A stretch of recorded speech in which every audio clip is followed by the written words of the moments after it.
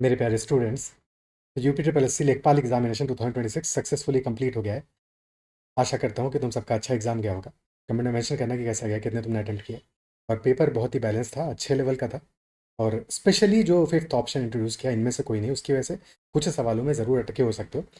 इस सेशन में हम सिर्फ और सिर्फ डीआई के क्वेश्चंस को डिस्कस करेंगे। तो डीआई भी बहुत ही एक्सपेक्टेड लेवल के क्वेश्चंस आए थे, एक्सेप्ट वन क्वेश्चन जहाँ पे कि इनमें से कोई नहीं, यानी कि नन ऑफ दीज आंसर होगा। और जब भी नन ऑफ दीज ऑप्शन होता है तो वहाँ पे थोड़ा सा पेपर का डिफिकल्टी ज़रूर बढ़ जाता है। तो डिपेंड करता है, मैंने बाकी क्वेश्चंस बहुत ज़्यादा तो नहीं देखे डिटेल में, बट वहाँ पे भी कुछ क्वेश्चन में हो सकता है नन ऑफ दीज ऑप्शन हो, और जहाँ पे भी होगा तो वहाँ पे वो अटकाएगा जरूर थोड़ा बहुत। चलो स्टार्ट करते हैं, फटाफट से सॉल्यूशंस देख लेते हैं। सो पहला एक सेट था हमारा पाई चार्ट बेस्ड, और एक सेट था हमारा टेबल बेस्ड।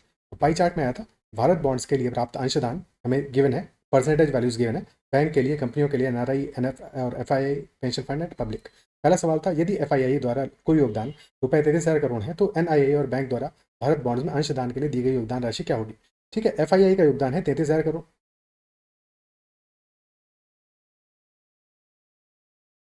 ओके, और एफआईआई का परसेंटेज क्या है, 11% है। 11% यानी कि 33,000 करोड़ है। तो अगर 33,000 करोड़ है, 11% यानी कि 1% होगा 3,000 करोड़।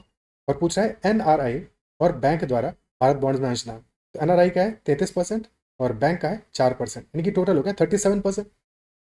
और 1% आ गया 3,000 करोड़, तो इन टू 3 ये आ जाएगा 111। तो 111,000 करोड़, ऑप्शन डी आंसर आ जाएगा। अगला सवाल, यदि पब्लिक और पेंशन फंड के बीच योगदान राशि का अंतर 5,000 करोड़ है, पब्लिक और पेंशन फंड, पब्लिक का है वैल्यू 18%, पेंशन फंड का है 32%, 18 और 32% के बीच का अंतर कितना है, 14%। और 14% का मान है 5,000 करोड़। सवाल पूछ रहा है कुल राशि यानी कि 100% का वैल्यू क्या होगा। 100% यानी कि 14% का 7 गुना हो जाएगा, गुणे 7 कर दो तो 98% आ जाएगा हमारा, 35,000 करोड़। और फिर 2% और चाहिए। 14% 5,000, 2% क्या होगा, 5,000/7, 5,000/7। और ये लगभग लगभग 714 करोड़ आ जाएगा। तो 35,714 करोड़ हमारा ऑप्शन डी आंसर हो जाएगा। ठीक है, अगला सवाल, यदि एनआईआरआई द्वारा निवेशित रुपए 8,000 करोड़ है तो कंपनी और एफआईआई का भारत बॉन्ड्स में संयुक्त निवेश क्या होगा। ठीक है, एनआरआई का यह है 33%। तो 33% का मान हमें दिया है, 33% का मान दिया है 8,000 करोड़।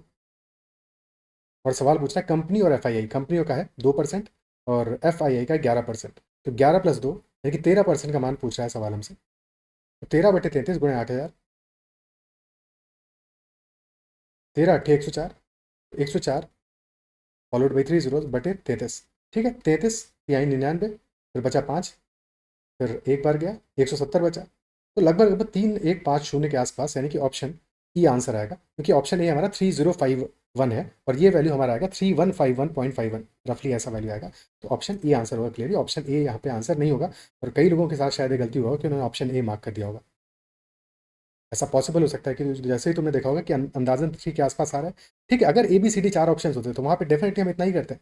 बट अगर ऑप्शन ई एक none of these option additionally given है तो वहाँ पे हमें फिर एग्जैक्ट कैलकुलेशन करना पड़ेगा।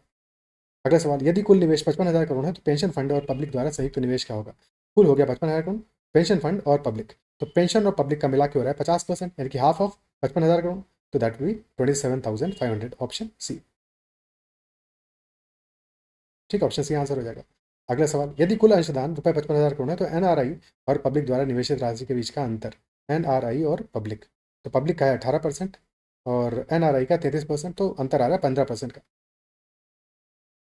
अब कुल है हमारा 55,000 करोड़, तो 10% हो जाएगा 5,500, 5% हो जाएगा 2,750।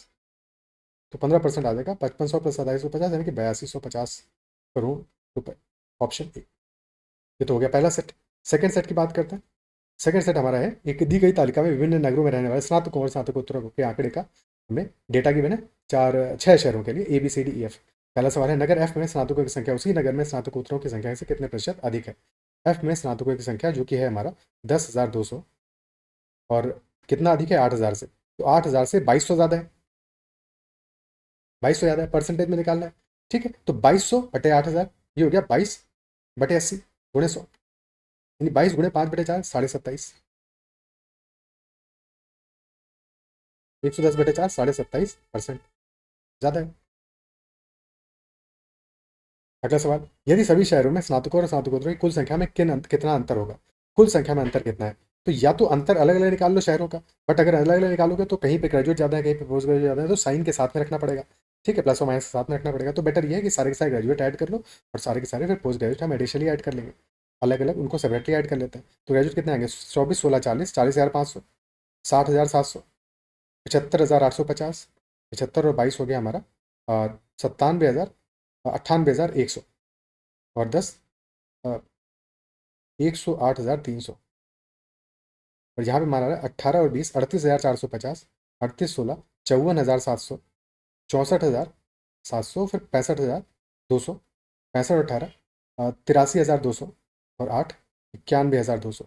तो अंतर आ गया हमारा 17,100 का, ऑप्शन सी। अगला प्रश्न, नगर ए सी ई और एफ में मिलाकर कुल मिलाकर स्नातकोत्तरों की औसत संख्या क्या है। ए सी ई और एफ में मिलाकर तो ए में आ रहे हैं 18,450, सी में आ रहा है 16,250, 18,000 और 8,000, 18 8 26, 26 और 16 42,250, 42 और 18 60 700, 60,700 बटे 4 करेंगे 15,175, ऑप्शन सी आंसर आ जाएगा। नगर ए और बी में स्नातकों की औसत संख्या और ए और ई में स्नातकोत्तरों की औसत संख्या का अनुपात क्या होगा। ए और बी में स्नातकों की औसत संख्या जो कि आ रहा है हमारा 24 और 16 40,500 बटे 2, यानी कि 20,250, और ए और ई में स्नातकोत्तरों की औसत संख्या जो कि आ रहा है हमारा 18 18 36,450 बटे 2, यानी कि 18,225। अब लगभग लगभग क्या है, 20:18, 10:9 आ रहा है, लेकिन क्योंकि यहाँ पे अन्य में से कोई नहीं भी ऑप्शन है तो हमें प्रॉपरली चेक करना पड़ेगा। ठीक है, तो 10:9 कैसे आएगा, तब आ सकता है, अंतर देख लो इनका। अगर ये 10:9 होगा तो बीच में क्या होगा, 1 यूनिट का अंतर होगा। तो 1 यूनिट बीच का अंतर कितना आ रहा है हमारा, हमारा अंतर आ रहा है 2025 का, और ठीक 10 गुना है उसका, 20,250, ठीक 10 गुना है, यानी कि अगर ये 10 यूनिट है तो अगला वाला 9 यूनिट होगा। तो पक्की बात है कि ऑप्शन बी आंसर होगा, कोई इसमें डाउट ही नहीं। ठीक है, 2025 गुणा 9 18,225, तो कोई समस्या नहीं है यहाँ पे।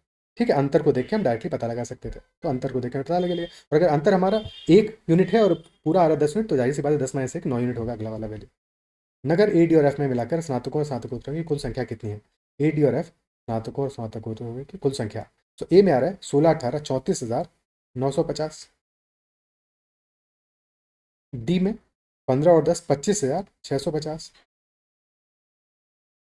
और एफ में 10 18,200।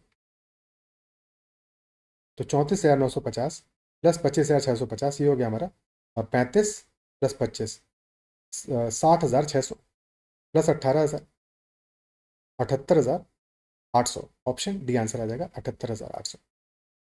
तो ये हमारे सारे के सारे सवाल थे जो कि लेखपाल एग्जामिनेशन में आए, टीआई बेस्ड, और ये सारे के सारे क्वेश्चंस बहुत ही डूबल क्वेश्चंस थे। हाँ, ये ज़रूर है कि एक क्वेश्चन जो इनमें से कोई नहीं वाला था वहाँ पे ज़रूर फंस सकते हो। बाकी सवाल तो मेरे हिसाब से अगर तुमने प्रैक्टिस किया होगा अपने पे डीआई का तो जाहिर सी बातें हो गए होंगे। तो कमेंट में अगर मेंशन करना कि तुमने कितने सवाल सही किया, और साथ में ओवरऑल लेखपाल का पेपर तुम्हारे लिए कैसा रहा।